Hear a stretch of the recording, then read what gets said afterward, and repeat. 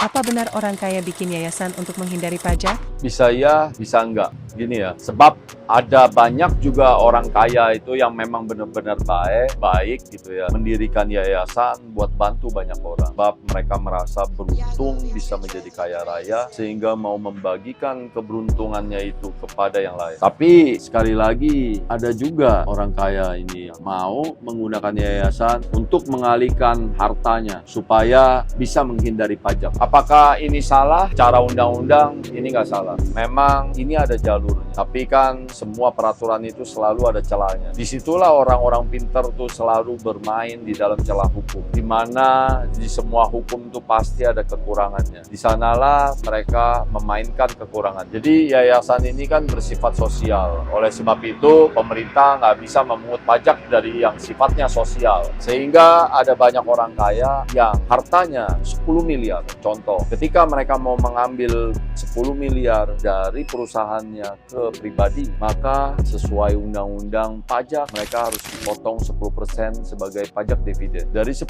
miliar, mereka harus buang uang mereka cuma-cuma sebanyak 1 miliar. Kalau kalian yang jadi orang kaya, kalian pasti juga keberatan. Gimana caranya supaya 1 miliar itu nggak dipotong? Terpaksa mereka tuh bisa masukin ke yayasannya, sehingga lewat yayasannya itulah mereka kelola. Dan setelah 10 miliarnya masuk ke yayasan, setelah yayasannya keluar bertransaksi gitu ya, kan di dalam yayasan tuh pasti ada kegiatan keluar masuk uang. Setelah keluar masuknya uang itu di dalam yayasan tidak boleh kena pajak, tidak boleh ada potongan pajak, maka jadilah yayasan itu nol pajak. Sehingga setelah yayasan itu berpindah lagi ke orang, karena sifatnya yayasan tidak ada untungnya, maka ya pasti dipindahkan ke bos, ke pemiliknya tuh juga tanpa pajak, karena semuanya tuh nggak ada untungnya. Tapi sekali lagi, ini tuh cuma perumpamaan aja, sebab yang lebih jelasnya lagi ini semua rahasia, karena kita nggak bisa ungkap di sini, karena kita nggak mau ada semakin banyak orang yang mencari cara untuk bisa menghindari pajak. Sebab pajak ini penting